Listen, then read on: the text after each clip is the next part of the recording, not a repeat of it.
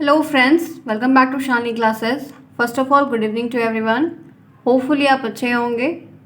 आज की जो क्लास है यहाँ पर मैं आप सभी देख सकते हैं इंग्लिश की क्लास ले रही हूँ। टाइम टेबल के अकॉर्डिंग थोड़ा नहीं चल रही हूँ, ठीक है। थोड़ा सा काम है तो जिसकी वजह से मैं जैसा भी जो भी चीज़ें लग रही हैं कि इंपॉर्टेंट है पहले वो कवर कर लेती हूँ। तो मैथ और इंग्लिश बहुत ज़्यादा इंपॉर्टेंट है। बाकी आप बहुत अच्छे तरीके से कर भी सकते हैं, बस इसमें मैथ और इंग्लिश में ज़्यादा मात्रा में चांसेस है कि बैक लगने की, ठीक है। क्योंकि आपने अपना रिजल्ट फर्स्ट सेमेस्टर का देख लिया है, कोई नई बात नहीं है और यही मैं अपने आप से कोई चीज़ ऐड करके कह रही हूँ, ठीक है। जिसकी वजह से एक डर है, इस वजह से मैं मैथ और इंग्लिश कवर करवा रही हूँ। बहुत ज़्यादा मात्रा में कोशिश में लगी हुई हूँ कि आपको ये चीज़ जल्दी कवर अप कराऊँ ताकि आप मल्टीपल टाइम रिवाइज कर सकें, ठीक है। ये रही बात की बात कि मैं ये क्लासेस क्यों ले रही हूँ, थोड़ा सा इसलिए मैंने आपको बता दिया है। आइए बात करते हैं कि आज हमें क्या पढ़ना है। आप सभी ने थंबनेल पे देख लिया कि हम आज इस क्लास में वर्ब के बारे में पढ़ेंगे। इसके पहले की जो क्लासेस हुई थी मैंने उसमें आपको नाउन को पढ़ा दिया था, ठीक है। नाउन मैंने आपको पूरा कंप्लीट बता दिया था, मैंने आपको प्रोनाउन भी बता दिया था, ठीक है। बहुत अच्छे तरीके से मैंने पूरा टाइप वगैरह एग्जाम्पल के साथ हिंदी में भी डेफिनेशन, इंग्लिश में बहुत क्लियरली तरीके से मैं आपको डिफाइन करके हर एक चीज़ को बताया था। तो आप वहाँ से चीज़ों को पढ़ते रहिए, रिवाइज करते रहिए, वो चीज़ें आपकी होती रहेंगी। और उसी तरह से सेम आगे बढ़ते हैं तो हम देखेंगे जो टॉपिक है आज का है वो वर्ब। तो इसी के साथ आप साले का साथ बने हुए हैं। लाइक शेयर सब्सक्राइब बिल्कुल ना भूलें। जो भी लोग नए हैं, पहली बार मेरे चैनल पे आए हैं, बहुत स्वागत है उनका शालिनी क्लासेस में।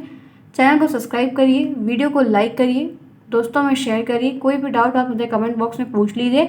और अपडेट रहने के लिए बहुत सारी इन्फॉर्मेशन यहाँ नहीं शेयर करती हूँ, टेलीग्राम पर देती हूँ, तो उसके लिए टेलीग्राम को ज्वाइन करिए। लिंक आपको वीडियो के कमेंट बॉक्स में पिन करके मिलेगा। किसी भी वीडियो से उठाइए, वहाँ से ज्वाइन करिए, ठीक है। आइए इसी के साथ आगे बढ़ते हैं, देखते हैं क्या है वर्ब में। चलिए जानते हैं। पार्ट्स ऑफ स्पीच मैंने अच्छे से बताई थी, उसमें एक टॉपिक है वर्ब, ठीक है। वर्ब की मीनिंग होती है हिंदी में क्या होती है, क्रिया होती है, ठीक है। बहुत शांति से सब लोग पीसफुली क्लास को करेंगे, ठीक है। चलिए यहाँ पर है वर्ब। वर्ब की डेफिनेशन सबसे पहले है, वर्ब हमें पढ़ना है। वर्ब का मतलब यहाँ पर क्या है, क्रिया। क्रिया आप जानते हैं हिंदी व्याकरण में। हम यहाँ पे इंग्लिश ग्रामर देख रहे हैं तो वर्ब पढ़ेंगे, ठीक है। वर्ब के बारे में चलिए आइए जानते हैं सबसे पहले कि एक डेफिनेशंस की क्या होती है। पहली बात ये ध्यान रखनी है कि आपको परिभाषा लिखने को आएगी। आपको इंग्लिश ग्रामर में डेफिनेशन जो है वो लिखने को आएगी। आपको डिफाइन करने को आएगा, define verb, define noun, define adverb, define preposition, ठीक है, डिफाइन कंजक्शन। तो आपको ऐसे पार्ट्स ऑफ स्पीच को बहुत ही अच्छे तरीके से डिफाइन करने के लिए पूछेगा और बहुत सिंपल तरीके से आपको आंसर करके अपने नंबर को गेन करना है। तो आइए देखते हैं डेफिनेशन क्या है जो आप सही तरीके से अच्छे से लिख सकते हैं। सबसे पहले यहाँ पे है व्हाट इज़ अ वर्ब, ठीक है। ये आप कह सकते हैं हमें इस पे बारे में बात करनी है। व्हाट इज़ अ वर्ब आप लिखेंगे, the verb is a word, the verb is a word used to express something या सम एक्शन, फीलिंग्स और एग्जिस्टेंस। वर्ब क्या है, फिर से देखिए यहाँ पर कहा जा रहा है the verb is a word. Verb एक ऐसा वर्ड है। क्रिया, क्रिया का ये एक ऐसा शब्द है use to express some action, जिसको यूज़ किया जाता है कुछ एक्शन को एक्सप्रेस करने के लिए, दिखाने के लिए या बताने के लिए या जताने के लिए। फीलिंग्स को, एग्जिस्टेंस यहाँ या कि एग्जिस्टेंस का मतलब है कि जो चीज़ें हो रही हैं, एग्जिस्ट कर रही हैं, ठीक है। मतलब काम हो रहा है, कुछ हो रहा है। एग्जिस्ट का मतलब है कि आपकी आंखों के सामने वो चीज़ व्यक्तिगत हो रही है, आप उसको देख रहे हैं, ठीक है, रियल लाइफ में। It tell something about the meaning of a subject in a sentence. बहुत ध्यान से पढ़िएगा। A verb is a word use to express some action, feeling और एग्जिस्टेंस। इट टेल्स ये बताता है समथिंग उस कुछ उन सब के बारे में, about the subject of a sentence. एक सेंटेंस में सब्जेक्ट ऑब्जेक्ट होता है, आप जानते हैं सब्जेक्ट कॉम्प्लीमेंट ऑब्जेक्ट ये सारी चीज़ें होती हैं। सब्जेक्ट प्रेडिकेट ये सारी चीज़ें होती हैं ना सेंटेंस में। एक सेंटेंस का फॉर्मेशन इससे सब्जेक्ट और प्रेडिकेट के दो सेक्शन मिला के सेंटेंस बनता है। यही बात कही जा रही है कि वर्ब एक ऐसा वर्ड होता है जो एक्शन को, फीलिंग को, एग्जिस्टेंस को एक्सप्रेस करता है। साथ ही साथ ये जो सेंटेंस में, एक सेंटेंस उसमें जो सब्जेक्ट रहता है उसके बारे में भी बताता है। क्या करता है, ये सेंटेंस में जो सब्जेक्ट होता है उसके बारे में भी बताता है। आप हिंदी में इसके बारे में मैं आपको परिभाषा बता देती हूँ बहुत ही साधारण शब्दों में, आप ध्यान से सुनिए। आपको लेकिन डेफिनेशन इंग्लिश में ही लिखनी है, ठीक है। आपको जो डेफिनेशन लिखनी है वो इंग्लिश में ही लिखनी है। आपको मैं परिभाषा बता रही हूँ कि वर्ब एक ऐसा शब्द है जिसका प्रयोग कुछ कार्य को या कह सकते हैं कि भावना यानी कि फीलिंग्स को, एग्जिस्टेंस यानी कि अस्तित्व को व्यक्त करने के लिए किया जाता है। यह हमें वाक्य के विषय के बारे में बहुत कुछ बताता है। फिर से बोल रही हूँ, रिपीट कर रही हूँ। यहाँ पर जो ये डेफिनीशन लिखी हुई है, जो मैंने यहाँ पर डेफिनीशन लिख के लिया हुआ है यहाँ से यहाँ तक, इसकी मैं हिंदी मीनिंग बता रही हूँ कि वर्ब एक ऐसा शब्द होता है जिसका प्रयोग कुछ कार्य को, एक्शन यानी कि कार्य, कुछ भावनाओं की यानी कि कुछ फीलिंग्स, एग्जिस्टेंस यानी कि कुछ अस्तित्व को व्यक्त करने के लिए प्रयोग किया जाता है। यह हमें, इट टेल्स अस, यह हमें वाक्य में जो सेंटेंस में जो सब्जेक्ट होता है विषय, उसके विषय में कुछ बातें बताता है। यही इतना है जो यहाँ से लेके यहाँ 2 लाइन लिखा हो, इतने का मतलब हिंदी के शब्दों में यही है। ठीक है, आइए इसी के साथ आगे चलते हैं। एक सिंपल से डेफिनेशन और मैंने ली है जो आप लिख सकते हैं, दोनों में से आप कोई भी याद कर सकते हैं। The word which tells something about a person, things और a place is called verb. The word that tell something, एक ऐसा शब्द जो टेल समथिंग, जो कुछ व्यक्त करता है या बताता है पर्सन के बारे में, थिंग्स के बारे में या प्लेस के बारे में, उसको हम क्या कहते हैं, उसको वर्ब कहते हैं। ठीक है, the word which tell something about a person, things और प्लेस इज कॉल्ड वर्ब। तो मैंने आपको यहाँ पे 2 डेफिनेशन शेयर की हुई है वर्ब की। आपको जो अच्छी लगे, जो आपको समझ में आए, जो आपको याद रहे, आपके माइंड में सेट रहे, उसको यहाँ पर करिएगा। ठीक है, और समझने का प्रयास करिएगा, बिना समझे चीज़ें आएंगी नहीं। आप एग्ज़ाम सेंटर में जब बैठेंगे तो आपके दिमाग से बातें मिस आउट हो जाएंगी, इसीलिए बहुत ही केयरफुली सुनिए। एक बार नहीं है, दोबारा आके सुनिए, थोड़ा फास्ट कर लीजिए स्पीड को, सुनिए तो आपको चीज़ें समझ में आ जाएंगी। चलिए इसी के साथ आगे बढ़ते हैं। आइए जानते हैं कुछ एग्जाम्पल्स को। एग्जाम्पल से रिलेट करना बहुत ज़रूरी होता है ताकि आपको समझ में आए चीज़ें। आपको यहाँ पे आप देख सकते हैं कि Soni reads a book, Soni किताब पढ़ती है। तो सोनी क्या कर रही है, यहाँ पे वर्ब क्या है, आपको आएगा find the verb, underline the verb, sentence में अंडरलाइन द वर्ब। तो आप कहाँ यहाँ पे आपको इसमें कौन सा वर्ब दिख रहा है, अपने आंसर सभी लोग कमेंट बॉक्स में करते रहिएगा, यहाँ पे करिए सभी लोग अपना आंसर। यहाँ पर क्या कहा है, Soni reads a book, Soni reads a book, तो इसमें वर्ब क्या है, क्रिया क्या है, रीड्स, रीड्स दिख रहा है, क्रिया क्या है, रीड। पढ़ना क्या है, क्रिया है, पढ़ना क्या है, क्रिया है। तो सोनी किताब पढ़ती है, तो यानी कि क्या करती है, पढ़ती है। आप उस आंसर करिए, अगर वर्ब फाइंड करना है तो क्या करती है, आप बोलेंगे पढ़ती है, तो पढ़ना क्या है, एक वर्ब है, सिंपल। आइए दूसरा देखते हैं, अंकित ईट स्वीट, अंकित ईट स्वीट, अंकित मिठाई खाता है। अंकित क्या करता है, मिठाई, अंकित मिठाई खाता है, तो खाना क्या है, एक वर्ब है, यानी कि वो एक क्रिया है। तो यहाँ पर वर्ब क्या है, ईट है, यहाँ पर वर्ब क्या है, ईट्स है। नेक्स्ट देखिए, आई फील कोल्ड, मुझे ठंड लग रही है, मुझे ठंड लग रही है, तो क्या लग रहा है, कोल्ड लग रहा है, मुझे फील हो रहा है कि मुझे कोल्ड लग रहा है, ठंड लग रही है ना। तो यहाँ पर क्या होगा, आई फील कोल्ड। आप देख सकते हैं कि कैसे कैसे आपको वर्ब यहाँ पे फाइंड करने को बताया गया। इस तरह से बहुत सारे आपको आएंगे। Dasharath was a great king, Dasharath एक महान राजा थे, Dasharath was a great king. ठीक है, जिसमें आपको फीलिंग बताई जाए, जिसमें आपको कुछ एक्शन बताया जाए या कुछ एग्जिस्ट किया हो, वो सारी चीज़ें इसमें आ जाती हैं। ठीक है, आपको मैं और एग्जांपल बताऊं, जैसे आप बता सकते हैं sleeping, walking, running, dancing, talking, understanding. ठीक है, ये सारी चीज़ें, आस्किंग, ये सब क्या है, ये सब वर्ब ही तो है। ठीक है, क्या है ये सारे एग्जाम्पल्स किसके हैं, वर्ब के हैं। जैसे मैं आपको और बताना चाहती हूँ, तो यहाँ पे आप देखिए, यहाँ पर जो ये मैंने आपको यहाँ पर 4 एग्जाम्पल लगभग बताए। ठीक है, आप देख सकते हैं मैंने स्क्रीन पर 4 एग्जाम्पल आपको बताया। तो यहाँ पे कोल्ड क्या है, ये वर्ब है। यहाँ पे रीड क्या है, ये वर्ब है। ईट क्या है, ये वर्ब है। ठीक है, ईट्स क्या है, वर्ब है। और यहाँ पर Dasharath was a great king, तो यहाँ पे वर्ब क्या है, वॉज अ क्या है, ये एक वर्ब है। ठीक है, इसी तरीके से आप बता सकते हैं, I go to school every day, मैं प्रतिदिन विद्यालय जाता हूँ। तो मैं कहाँ जाता हूँ, विद्यालय जाता हूँ। जाना क्या है, क्रिया है। ठीक है, तो गो क्या हो जाएगा, गो एक वर्ब हो जाएगा। ठीक है, जैसे और बता सकते हैं, डू योर होमवर्क, अपना होमवर्क करें। होमवर्क दिया जाता है तो कहा जाता है ना, डू योर होमवर्क, अपना होमवर्क करें। तो डू क्या है, डू एक वर्ब है। डू क्या है, डू आपको कहीं भी दिखेगा, कोई सेंटेंस में डू दिख रहा है तो आप टिक मारेंगे कि डू क्या है, वर्ब है। ड्रिंक क्या है, पीना, पीना क्या है, ये भी ड्रिंक भी एक वर्ब है। ठीक है, ड्रोव क्या है, ड्रोव भी एक वर्ब है। ठीक है, ड्रोव क्या है, ये भी एक वर्ब है। वॉक्ड है, कॉल्ड है, प्ले है, रन है, गो है, वॉज है, कोल्ड है, ईट है। ऐसे बहुत सारी चीज़ें हैं जो सब क्या हैं, ये सब वर्ब की कैटेगरी में आती हैं, ये सब वर्ब की कैटेगरी में आती हैं। ठीक है, यहाँ तक क्लियर हुआ? उम्मीद है कि समझ में आया होगा। आराम से पढ़ा रही हूँ क्योंकि आप लोगों की बहुत बार कंप्लेन रही कि मैम आप थोड़ा तेज़ पढ़ाती हैं, तो इस वजह से मैं आराम से चल रही हूँ ताकि आप आराम से कर लो। ठीक, आते हैं इसी के साथ आगे बढ़ते हैं, कुछ चीज़ें आपको और बताती हूँ। चलिए देखिए, तो यहाँ पर आपकी डेफिनेशन मैंने 2 बताई और एग्जाम्पल बताए। हमेशा ध्यान रखिएगा, डेफिनेशन आएगी और आपको डेफिनेशन लिखनी होगी, साथ ही साथ वहाँ पर आपको नीचे 2 एग्जाम्पल भी अपने साथ अपना स्वयं से पुट करना होगा। अगर क्वेश्चन में नहीं कहा गया है तब भी आप अच्छा आंसर, तभी रिजल्ट नंबर पा सकते हैं जब आप वहाँ पर 2 अपने आप से करके लिख देंगे। अच्छा, और एग्जाम्पल है, चलिए इसी के साथ देखते रहिए कि मैंने बता दिया ना, do your homework, you run a mile every morning, I go to school every day. तो ये सारे आपको कई सारे एग्जाम्पल्स मैंने बताए हैं जो आपको उचित लगे या अपने तरीके से आप बनाकर लिख सकते हैं। आइए इसी के साथ आगे बढ़ते हैं, देखते हैं टाइप्स ऑफ वर्ब। वर्ब के कितने प्रकार हैं?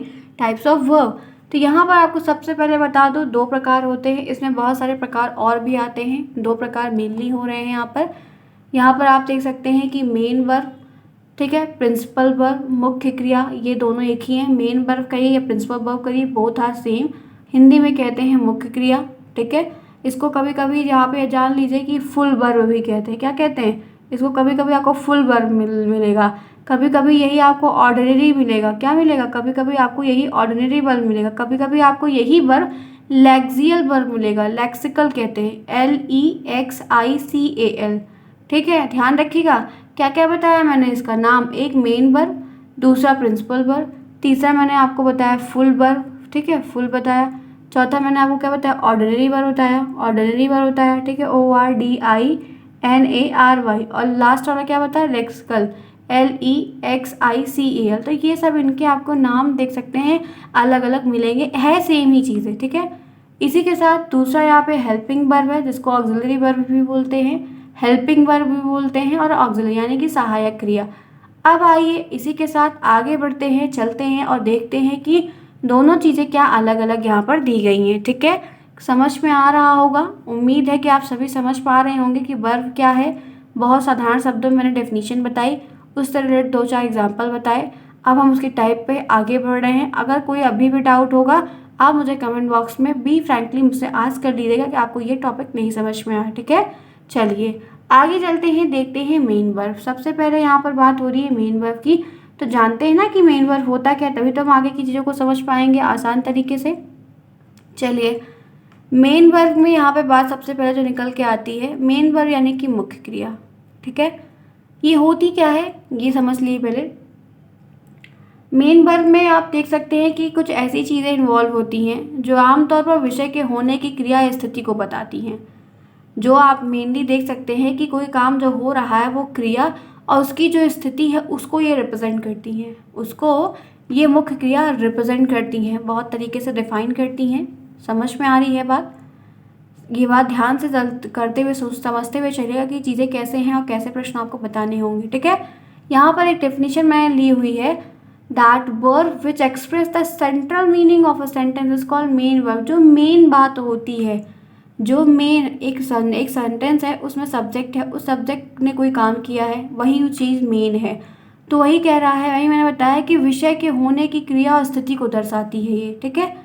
जो मेन चीज़ होती है एक ऐसा वर्ब, ये एक ऐसा वर्ब होता है which express the central meaning, जो एक सेंटेंस की जो मेन बात होती, सबसे मेन बात, वही ये मेन क्रिया बताती है, वही ये मुख्य क्रिया बताती है। जैसे कि आप देख सकते हैं क्या है एग्जाम्पल में, ईट यानी कि खाना, ईट यानी कि खाना, गो यानी कि जाना, कम यानी कि आना, ड्रिंक यानी पीना, डाई यानी मरना, लिव यानी रहना, प्ले यानी कि खेलना, एक्सेट्रा। आप इनके बारे में क्या एक एजम्पशन अपने माइंड में रख रहे हैं। राम कर रहा है, आपके दिमाग में आया क्या कर रहा है? आप बोल देंगे खाना खा रहा है, तो खाना खाना मेन क्रिया हुआ कि नहीं? राम पता नहीं क्या कर रहा है, हो सकता है पतंग उड़ा रहा हो सकता है चोरी कर रहा हो सकता है मार पिटाई कर रहा हो, कुछ भी कर रहा हो सकता है कि नाच रहा हो, गा रहा हो, सो रहा हो, पढ़ रहा हो। तो जो मेन चीज़ आप क्या कर रहा है, कोई को बताया कि फला बंदा ये काम कर रहा है, आप एक चीज़ पूछे क्या कर रहा है, तो बताया, उन्होंने कहा पता नहीं। तो पता नहीं, कुछ नहीं, ऐसा कोई एग्जाम्पल कोई इसमें एक वर्ब नहीं आप फाइंड करेंगे। आपको ये चीज़ तब समझ में आए कि जब आंसर निकलेगा कि राम खाना खा रहा है, तो राम क्या कर रहा है? राम खाना खा रहा है। तो ये चीज़ यहाँ पर क्या है? मेन वर्ब है। सेंटेंस का मेन पॉइंट यही है कि कर क्या रहा है, तो आप उत्तर देंगे कि वो खाना खा रहा है। ठीक है, तो यहाँ पर इस बात को समझते हुए चलिएगा, हमेशा ध्यान रखिएगा मेन वर्ब की जो संख्या होती है वो मोस्टली आप असीमित कह सकते हैं। ठीक है, और इनका अलग अलग ग्रुप होता है, जैसे वो आप जानते हैं ना कि वर्ब की फर्स्ट फॉर्म, वर्ब की second form, third form, fourth form, fifth form, go, went, gone, going, goes, यही होता है ना। गो के बारे में आप अगर गो वर्ब के बारे में देखते हैं तो ये होता है ना, गो, वेंट, गॉन, गोइंग, गोज, ईट, एट, ईटेन, ईटिंग, एट, यही सब होता है। पुट, पुटिंग, पुट्स, ऐसा होता है कि नहीं। Read, reading, reads, play, plate, playing, play, ऐसा होता है। ठीक है, तो यहाँ पर ये सब उनकी हेल्प करते हैं एक प्रकार से, ये सब कह सकते हैं। ठीक है, और एक बात और बताना चाहूँगी, साथ ही साथ ध्यान रखिएगा, मैं कोई भी चीज़ अगर एक्सप्लेन कर रही हूँ तो मैं क्या एक्सप्लेन कर रही हूँ उस कड़ी को पकड़ने की कोशिश किया करिए। ठीक है, ताकि वो चीज़ें, मैं इसीलिए हमेशा आम भाषा में साधारण शब्दों में बताती हूँ ताकि आपको दिक्कत ना हो, आप अच्छे से समझ पाएँ। एक मैं आपको हिंट बता रही हूँ, कैसे जानेंगे पता है, अक्सर एक पहचान के रूप में समझ लीजिए, जब कोई भी क्रिया, ऐसी क्रिया कि आपको पहचानना हो कि मेन क्रिया कौन सी है, मेन वर्ब कौन सा सेंटेंस में, तो आप लास्ट में जिसमें ना देखेंगे, ये पहचान बता रही हूँ, TET, super TET, C TET निकालने वाले बच्चों को ये ट्रिक बताई जाती है एक प्रकार से। ठीक है, बहुत लोगों को पता भी होगी, अच्छी बात है। ऐसी क्रिया जिसमें ना लास्ट में दिखे, और भी क्रियाएं होती है जिसमें नहीं भी दिखेगा, बट मोस्टली जो मेन वर्ब होता है उसमें लास्ट में ना आता है, कम यानी कि आना, जिसमें लास्ट में ना दिखे आप तुरंत टिक मारिएगा कि ये मेन वर्ब है, ये इस सेंटेंस का मेन वर्ब है, ये इस सेंटेंस का मेन वर्ब है। समझ में आई बात यहाँ तक? उम्मीद है कि आपको समझ में आया होगा। आइए इसी के साथ आगे बढ़ते हैं। नेक्स्ट यहाँ पर क्या है, हेल्पिंग वर्ब। नेक्स्ट यहाँ पर क्या है, हेल्पिंग वर्ब। अब आइए इसके बारे में भी जानते हैं, फिर आगे चलेंगे। हेल्पिंग वर्ब यानी कि सहायक क्रिया। कौन सी क्रिया, सहायक क्रिया, जो आपकी क्या करे, सहायता करे। बहुत तरीके से आपकी सहायता हो सकती है, बहुत तरीके से आपकी सहायता की जाती है, वही है यहाँ पे सहायक क्रिया। ठीक है, अब देखते हैं इसके बारे में। आप सिंपल तरीके से बता सकते हैं कि सहायक क्रिया वो क्रिया है जो काल के निर्माण में मुख्य क्रिया की सहायता करती है। जो काल के निर्माण में, टाइम फॉर्मेशन जब होता है, टेंसेस जब बनाते हैं, तो उसमें ये मेन वर्ब की हेल्प करती है। जब टेंस फॉर्मेशन होता है तो जो मेन वर्ब होता है उस सेंटेंस में, उसमें ये हेल्पिंग वर्ब जाके मदद करता है। तो इसकी एक सिंपल सी साधारण सी डेफिनेशन मैंने यहाँ पर ली है, आप समझने का प्रयास करिए कि क्या चीज़ें हैं। That verb which is helpful to express the complete meaning of the main verb is called helping verb। ये एक ऐसा वर्ब होता है, एक ऐसी क्रिया होती है जो हेल्पफुल होती है, या जो मदद करती है, या जो दर्शाती है, एक्सप्रेस करती है एक complete meaning of the verb, verb की एक कंप्लीट मीनिंग को। कैसे, जैसे राम खाता, अब अगर उसमें नहीं लगा है तो क्या आप जान पाएंगे राम खाता, पता नहीं क्या खाता, कब खाता, खाया था कि खाया है, कि खाएगा कि खा चुका है, क्या खाता, अरे राम खाता तो क्या खाता, राम नाचता, सीता रोती, गीता गाती, ठीक है, जो है पूजा टहलने जाती, रवि पतंग उड़ाता। तो यहाँ पर पता नहीं कब उड़ाया था, अगर यही कहा जाए रवि पतंग उड़ा रहा है, तो है क्या है, लास्ट में है क्या है, सहायक क्रिया है कि जिससे आपको ये पता चल रहा है मेन वर्ब क्या है, उड़ाना। लेकिन उड़ा रहा है इसका मतलब अभी वो प्रेजेंट टाइम में काम चल रहा है, तो काम चल रहा है जब टाइम की वैल्यू आ जाती है तो वही काल होता है। अब ऐसे यहाँ पर मम्मी खाना बना रही हैं, तो मम्मी इसका मतलब क्या है, खाना बना रही हैं। मम्मी खाना बना, पता नहीं बना कि नहीं बना, क्या हुआ, तो यही आपकी यही बात कही जा रही है कि that verb which is helpful to express complete meaning of the main verb is called helping verb. Very simple. समझ में आ रही है बात, यहाँ तक समझ में आई होगी, कोई दिक्कत हो तो पूछ लीजिएगा। एग्जाम्पल देखिए, इज क्या है, हेल्पिंग वर्ब है। Am, are, was, were, has, have, had, do, does, did, can, could, would, might, may, might, must, dare, need, use to, ought to, ये सब क्या है, लॉट्स ऑफ एग्जाम्पल है किसके, हेल्पिंग वर्ब के। ठीक है, चलिए इसी के साथ आगे। अब फिर यहाँ पर जो भी चीज़ें मैंने आपको अभी तक बताई, इसमें कुछ एग्जाम्पल बताना चाहती हूँ, सुन लीजिए। जैसे है Aditi is eating rice, Aditi is eating rice, तो इज़ क्या है, हेल्पिंग वर्ब है। कैसे जानेंगे, अदिति चावल खाती, अब इसमें इज़ लगा है तो इसका मतलब अदिति चावल खाती है, तो है से क्या हुआ, है लगाए तो मतलब खाती है कंप्लीट हो गया, ठीक है। They have written a letter, they have written a letter, तो हैव क्या है, हैव यहाँ पे हेल्पिंग वर्ब है, ठीक है। You don't help the poor, don't क्या है, एक हेल्पिंग वर्ब है, ठीक है। यहाँ तक समझ में आया, helping verb auxiliary verb both are same, confuse मत होइएगा। चलिए आइए आगे चलते हैं इसी के साथ। मैंने इससे पहले आपको मेन वर्ब बताया, उसके बाद मैंने आपको हेल्पिंग वर्ब बताया, बताया कि नहीं बताया, जी हाँ। अब आपको यहाँ पर क्या बताना है, टाइप्स ऑफ मेन वर्ब। चलिए इसी के साथ जानते हैं कि टाइप्स ऑफ मेन वर्ब क्या होता है। देखिए, जैसे कि वर्ब क्रिया के दो प्रकार मेन वर्ब और हेल्पिंग वर्ब हैं, जैसे वर्ब के दो प्रकार बटे हैं, एक मेन वर्ब है, एक हेल्पिंग वर्ब है। कितने प्रकार में डिवाइडेड है, दो प्रकार में। कौन कौन सा, एक मेन वर्ब एक हेल्पिंग वर्ब। ऑब्जेक्टिव प्रश्न बन जाएगा, ध्यान रखिएगा। इसी तरीके से मेन वर्ब भी दो कैटेगरी में डिवाइड कर दिया गया है, मेन वर्ब भी दो कैटेगरी में डिवाइड कर दिया गया। अब आइए जानते हैं कि वो कैटेगरी कौन सी है। तो आपके सामने ये रही, ट्रांसटिव वर्ब एक कैटेगरी है, दूसरी है इंट्रांसिटिव वर्ब।